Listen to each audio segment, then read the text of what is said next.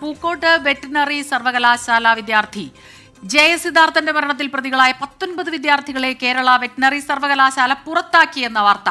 ഈ വിദ്യാർത്ഥികൾ കുറ്റക്കാരെന്ന അന്വേഷണത്തിൽ കണ്ടെത്തിയെന്നും സർവകലാശാല വ്യക്തമാക്കി. നടപടി വെറ്റിനറി സർവകലാശാല ഹൈക്കോടതിയെ അറിയിക്കുകയും ചെയ്തു. ശ്രീകാന്ത് ചേരുന്നുണ്ട് വിവരങ്ങളുമായി.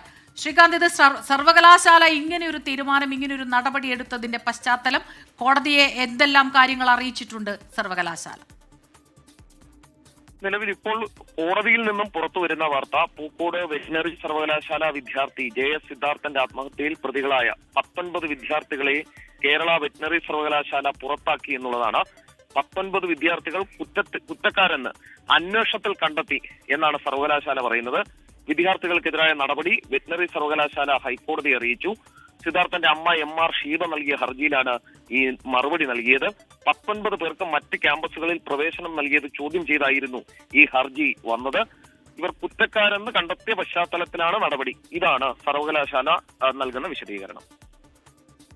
എന്തായാലും നിർണായകമായ നടപടിയാണ് സർവകലാശാലയുടെ ഭാഗത്തുനിന്ന് ഉണ്ടാകുന്നത്. ജെ.എസ്. സിദ്ധാർത്ഥനെ ഉപദ്രവിച്ചു അല്ലെങ്കിൽ ആ കേസുമായി ബന്ധപ്പെട്ടുള്ള 19 വിദ്യാർത്ഥികളെയാണ് ഇപ്പോൾ സർവകലാശാല പുറത്താക്കിയത് എന്നുള്ള നിർണായകമായ വാർത്തയാണ് പുറത്തു വരുന്നത്. സർവകലാശാല പുറത്താക്കിയിരിക്കുന്നു. ഹൈക്കോടതിയാണ് സർവകലാശാല ഇക്കാര്യങ്ങൾ അറിയിച്ചിരിക്കുന്നത്.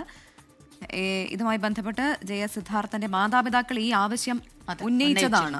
പലവട്ടം അവർ പറഞ്ഞതാണ് തന്റെ മകന് നീതി ലഭിച്ചിട്ടില്ല എന്നുള്ള കാര്യം അവർ വീണ്ടും വീണ്ടും പറഞ്ഞുകൊണ്ടിരുന്നതാണ്.